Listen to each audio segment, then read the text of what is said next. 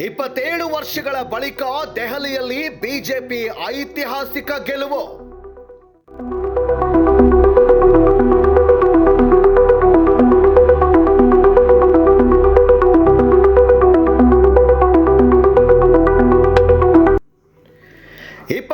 ವರ್ಷಗಳ ಬಳಿಕ ದೆಹಲಿಯ ಅಂಗಳದಲ್ಲಿ ಐತಿಹಾಸಿಕ ವಿಜಯ.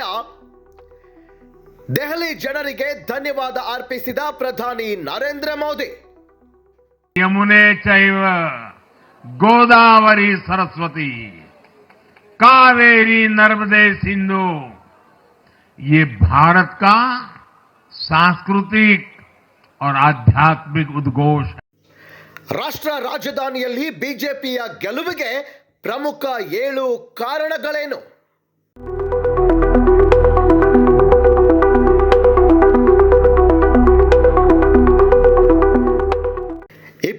ವರ್ಷ ಬರೋಬ್ಬರಿ 27 ವರ್ಷ ಬೇಕಾಯಿತು ಬಿಜೆಪಿಗೆ ದೆಹಲಿಯಲ್ಲಿ ಮತ್ತೆ ಅಧಿಕಾರ ಗಳಿಸಲು. 1993ರಲ್ಲಿ ದೆಹಲಿಯಲ್ಲಿ ಗೆದ್ದ ಬಿಜೆಪಿ 1998ರಷ್ಟರಲ್ಲಿ ಒಟ್ಟು 3 ಜನ ಮುಖ್ಯಮಂತ್ರಿಗಳನ್ನು ಬದಲಾಯಿಸುವ ಮೂಲಕ ಎಡವಟ್ಟು ಮಾಡಿಕೊಂಡು ಅಧಿಕಾರ ಕಳೆದುಕೊಂಡಿತ್ತು. ಅದಾದ ಮೇಲೆ ದೆಹಲಿಯಲ್ಲಿ ದರ್ಬಾರ್ ನಡೆಸಲು ಬಿಜೆಪಿಗೆ ಆಗಿರಲೇ ಇಲ್ಲ. ಮಾಜಿ ವಿದೇಶಾಂಗ ಸಚಿವೆ ದಿವಂಗತ ಸುಷ್ಮಾ ಸ್ವರಾಜ್ ಕೇವಲ 52 ದಿನಗಳ ಕಾಲ ದೆಹಲಿಯ ಮೊದಲ ಮಹಿಳಾ ಮುಖ್ಯಮಂತ್ರಿಯಾಗಿ ರಾಜೀನಾಮೆ ನೀಡಿ ಆಚೆ ಬಂದಿದ್ರು. ಅದಾದ ಬಳಿಕ 1998ರಿಂದ 2003ರವರೆಗೂ ಕಾಂಗ್ರೆಸ್ನ ಶೀಲಾ ದೀಕ್ಷಿತ್ ದರ್ಬಾರ್, ಅದಾದ ಬಳಿಕ ಆಮ್ ಆದ್ಮಿ ಪಕ್ಷದ ದರ್ಬಾರ್, ಇವೆಲ್ಲ ಕಾಲಖಂಡವನ್ನು ದಾಟಿ ಕೊನೆಗೂ ದೆಹಲಿಯ ಜನರ ಹೃದಯದಲ್ಲೇ 27 ವರ್ಷಗಳ ಬಳಿಕ ಕಮಲ ಅರಳಿಸುವಲ್ಲಿ ಬಿಜೆಪಿ ಯಶಸ್ವಿಯಾಗಿದೆ. ಸದ್ಯ ದೆಹಲಿಯಲ್ಲಿ ಗೆಲುವಿನ ಪತಾಕೆ ಹಾರಿಸಿರುವ ಬಿಜೆಪಿ ಗೆಲುವನ್ನ ಪ್ರಧಾನಿ ಮೋದಿ ಅಭಿವೃದ್ಧಿಯ ಗೆಲುವಿಗೆ ಹೋಲಿಸಿದ್ದಾರೆ. ದೆಹಲಿಯ ಚುನಾವಣಾ ಫಲಿತಾಂಶಕ್ಕೆ ಪ್ರತಿಕ್ರಿಯೆ ನೀಡಿರುವ ಪ್ರಧಾನಿ ಮೋದಿ ಅವರು ಜನಶಕ್ತಿಯೇ ಅತಿ ಮುಖ್ಯ, ಶ್ರೇಷ್ಠ ಎಂದಿದ್ದಾರೆ. ಅಭಿವೃದ್ಧಿ ಗೆದ್ದಿದೆ, ಉತ್ತಮ ಆಡಳಿತಕ್ಕೆ ಜಯ ಸಿಕ್ಕಿದೆ. ಈ ಐತಿಹಾಸಿಕ ದೆಹಲಿ ಅಸೆಂಬ್ಲಿ ಗೆಲುವನ್ನು ನೀಡಿದ ನನ್ನ ದೆಹಲಿಯ ಸಹೋದರ ಸಹೋದರಿಯರಿಗೆ ಶಿರವಾಗಿ ನಮಿಸುತ್ತೇನೆ. ಈ ಆಶೀರ್ವಾದ ಪಡೆದು ನಾವು ವಿನೀತರಾಗಿದ್ದೇವೆ. ದೆಹಲಿಯನ್ನ ಅಭಿವೃದ್ಧಿ ಮಾಡುವಲ್ಲಿ ಯಾವುದೇ ಅವಕಾಶ ಕೈ ಬಿಡಲ್ಲ. ಜನರ ಜೀವನದ ಗುಣಮಟ್ಟದ ವೃದ್ಧಿಗೆ ಶ್ರಮಿಸುತ್ತೇವೆ. ವಿಕಸಿತ ಭಾರತದ ನಿರ್ಮಾಣದಲ್ಲಿ ದೆಹಲಿಯ ಪ್ರಮುಖ ಪಾತ್ರ ವಹಿಸುವಂತೆ ಮಾಡುತ್ತೇವೆ ಎಂದು ಹೇಳಿದ್ದಾರೆ. ಬಿಜೆಪಿಯ ಪ್ರತಿಯೊಬ್ಬ ಕಾರ್ಯಕರ್ತರ ಬಗ್ಗೆಯೂ ಹೆಮ್ಮೆ ಇದೆ. ಇನ್ನು ಮುಂದೆಯೂ ಇನ್ನೂ ಹೆಚ್ಚು ಕೆಲಸ ಮಾಡಿ ದೆಹಲಿ ಜನರ ಸೇವೆ ಮಾಡುತ್ತೇವೆ ಎಂದ ಮೋದಿ ಟ್ವಿಟರ್ನಲ್ಲಿ ಪ್ರಧಾನಿ ಮೋದಿ ಹೇಳಿಕೆ ನೀಡಿದ್ದಾರೆ. ಇನ್ನು ದೆಹಲಿಯಲ್ಲಿ ಬಿಜೆಪಿ 27 ವರ್ಷಗಳ ಬಳಿಕ ಈ ಐತಿಹಾಸಿಕ ವಿಜಯ ದಾಖಲಿಸಲು ಪ್ರಮುಖ 7 ಕಾರಣಗಳು ಇವೆ. ಆ ಕಾರಣಗಳನ್ನು ಒಂದೊಂದಾಗಿ ವಿವರವನ್ನ ನೀಡುತ್ತೇವೆ. ಕಾರಣ ನಂಬರ್ 1, ಬ್ರಾಂಡ್ ಮೋದಿ. ದೆಹಲಿಯಲ್ಲಿ ಈ ಬಾರಿಯೂ ವರ್ಕೌಟ್ ಆಗಿದ್ದು ಮೋದಿ ಬ್ರಾಂಡ್. ಮೋದಿ ಎಂಬ ಹೆಸರು ಆಮ್ ಆದ್ಮಿ ಪಕ್ಷದ ಒಂದೊಂದು ಪ್ರಮಾದವನ್ನ ಅತ್ಯಂತ ಕಠಿಣವಾಗಿ ಲೇವಡಿಯಾಗಿ ಜನರ ಮುಂದೆ ಇಡುವಲ್ಲಿ ಮೋದಿ ಯಶಸ್ವಿಯಾದರು. ಅದರ ಜೊತೆಗೆ ಅವರ ವರ್ಚಸ್ಸು ಹಾಗೂ ಈ ಬಾರಿ ಬಜೆಟ್ ಮಂಡನೆಯಿಂದ ಉಂಟಾದ ಧನಾತ್ಮಕ ಪರಿಣಾಮ ಜನರ ಮನಸ್ಸಲ್ಲಿ ಬಿಜೆಪಿಯ ಕಡೆಗೆ ಒಲವು ಮೂಡುವಂತೆ ಮಾಡಿದೆ. ಕಾರಣ ನಂಬರ್ 2, ಆಪ್ ಭ್ರಷ್ಟಾಚಾರ. ಆಮ್ ಆದ್ಮಿ ಪಕ್ಷ ಅಸ್ತಿತ್ವಕ್ಕೆ ಬಂದಿದ್ದೇ ಕಾಂಗ್ರೆಸ್ ಕಾಲದ ಘಟ್ಟದಲ್ಲಿ ನಡೆದ ಬ್ರಹ್ಮಾಂಡ ಭ್ರಷ್ಟಾಚಾರವನ್ನ ವಿರೋಧಿಸಿ ಭ್ರಷ್ಟಾಚಾರ ಮುಕ್ತ ಆಡಳಿತ ನೀಡುವ ಬಹುದೊಡ್ಡ ಭರವಸೆಯನ್ನ ಆಪ್ ಜನರಿಗೆ ನೀಡಿತ್ತು. ಬಿಜೆಪಿ ಹಾಗೂ ಕಾಂಗ್ರೆಸ್ 2 ಪಕ್ಷಗಳ ಆಡಳಿತ ನೋಡಿದ್ದ ದೆಹಲಿಯ ಜನರಿಗೆ ಪರ್ಯಾಯ ಪಕ್ಷವೊಂದರ ಅಗತ್ಯವಿದ್ದಾಗಲೇ ಸ್ವಚ್ಛ ಆಡಳಿತ ನೀಡುವ ಪಕ್ಷವೊಂದು ನಮಗೆ ಸಿಕ್ಕಿದೆ ಅಂತ ದೆಹಲಿಯ ಜನರು 2 ಬಾರಿ ಆಮ್ ಆದ್ಮಿ ಪಕ್ಷಕ್ಕೆ ಬಹುಮತ ನೀಡಿ ಗೆಲ್ಲಿಸಿದ್ರು.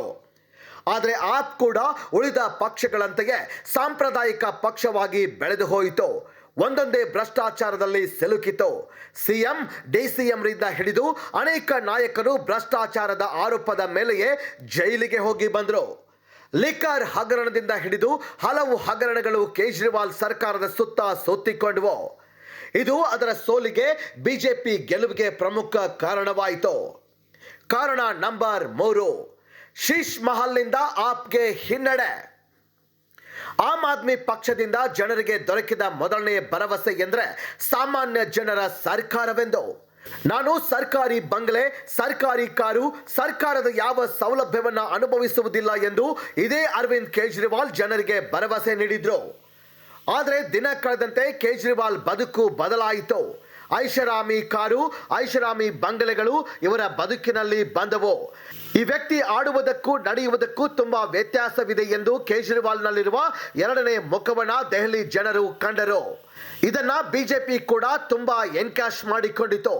ಅದೇ ವಿಚಾರವನ್ನ ಪದೇ ಪದೇ ಮುನ್ನೆಲೆಗೆ ತಂದು ಕೇಜ್ರಿವಾಲ್ ಸರ್ಕಾರವನ್ನ ಇಕ್ಕಟ್ಟಿಗೆ ಸಿಲುಕಿಸಿತು. ಕಾರಣ ನಂಬರ್ 4, ಡಬಲ್ ಇಂಜಿನ್ ಸರ್ಕಾರದ ಭರವಸೆ.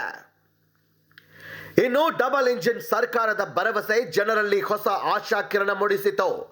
ಗುಜರಾತ್, ಮಧ್ಯಪ್ರದೇಶ್, ರಾಜಸ್ಥಾನ್, ಉತ್ತರ ಪ್ರದೇಶದಲ್ಲಿ ಡಬಲ್ ಇಂಜಿನ್ ಸರ್ಕಾರ ನಡೆಸಿರುವ ಅಭಿವೃದ್ಧಿ ಕಾರ್ಯ ಹಾಗೂ ಅದರ ವೇಗವನ್ನ ಗುರುತಿಸಿದ ಜನರು ಬಿಜೆಪಿಗೆ ಮಣೆ ಹಾಕಿದ್ರು. ಕಾರಣ ನಂಬರ್ 5, ಬಿಜೆಪಿಯ ರಾಷ್ಟ್ರ ನಾಯಕರ ತಂತ್ರಗಾರಿಕೆ ಪ್ರಚಾರ. ಪ್ರತಿ ರಾಜ್ಯದಲ್ಲಿ ಪ್ರತಿ ಚುನಾವಣೆಯಲ್ಲಿ ಬಿಜೆಪಿ ಗೆಲ್ಲೋದೆ ತನ್ನ ತಂತ್ರಗಾರಿಕೆಯ ಮೇಲೆ ಮತ್ತು ಪ್ರಚಾರದ ರೀತಿಯ ಮೇಲೆ. ದೆಹಲಿ ಚುನಾವಣೆಯಲ್ಲಿ ಕಾರ್ಯಕರ್ತರನ್ನು ಸಂಪೂರ್ಣವಾಗಿ ವಿಶ್ವಾಸಕ್ಕೆ ತೆಗೆದುಕೊಂಡು ಅತ್ಯಂತ ಪಕ್ಕಾ ತಂತ್ರಗಾರಿಕೆ ಹೂಡಿ ಅಬ್ಬರದ ಪ್ರಚಾರದಲ್ಲಿ ಕೇಜ್ರಿವಾಲ್ ಸರ್ಕಾರದ ಪ್ರಮಾದಗಳನ್ನು ಸ್ಪಷ್ಟ ರೂಪದಲ್ಲಿ ಜನರ ಮುಂದಿಟ್ಟು ತಾವು ಅಧಿಕಾರಕ್ಕೆ ಬಂದರೆ ಏನೆಲ್ಲ ಯೋಜನೆಗಳನ್ನು ಕೈಗೊಳ್ಳಲಿದ್ದೇವೆ ಎಂಬುದನ್ನು ತಿಳಿಸಿ ಜನರ ವಿಶ್ವಾಸವನ್ನ ಗೆದ್ದಿತು. ಕಾರಣ ನಂಬರ್ 6, ಫಲ ಕೊಟ್ಟ ಅಮಿತ್ ಶಾ ತಂತ್ರಗಾರಿಕೆ. ಇನ್ನು ದೆಹಲಿಯ ಗೆಲುವಿಗೆ ಪ್ರಮುಖ ಕಾರಣಗಳಲ್ಲಿ ಅಮಿತ್ ಶಾ ಹೂಡಿದ ತಂತ್ರಗಾರಿಕೆಯೂ ಕೂಡ ಒಂದು. ಈ ಹಿಂದೆ ಮಾಡಿದ ತಪ್ಪುಗಳನ್ನು ಗಮನಿಸಿ ಅಭ್ಯರ್ಥಿಗಳನ್ನು ಆಯ್ಕೆ ಮಾಡುವ ವಿಷಯದಿಂದ ಹಿಡಿದು ಪ್ರಚಾರದ ಉಸ್ತುವಾರಿಯನ್ನ ಕೂಡ ಸರಿಯಾಗಿ ನಿರ್ವಹಿಸಿ ಗೆಲುವಿನ ರೂವಾರಿಯಾಗೋದ್ರಲ್ಲಿ ಯಶಸ್ವಿಯಾದರು. ಕಾರಣ ನಂಬರ್ 7, ಮಾಜಿ ಸಂಸದರನ್ನ ಕಣಕ್ಕಿಳಿಸಿ ಆಪ್ಗೆ ಟಫ್ ಫೈಟ್. ಇನ್ನು ದೆಹಲಿಯಲ್ಲಿ ಜನರ ಮನ್ನಣೆ ಗಳಿಸಿದ್ದ ಈ ಹಿಂದಿನ ಸಂಸದರನ್ನ ಕಣಕ್ಕೆ ಇಳಿಸಿದ್ದು ಬಿಜೆಪಿಗೆ ದೊಡ್ಡ ಪ್ಲಸ್ ಪಾಯಿಂಟ್ ಆಯಿತು.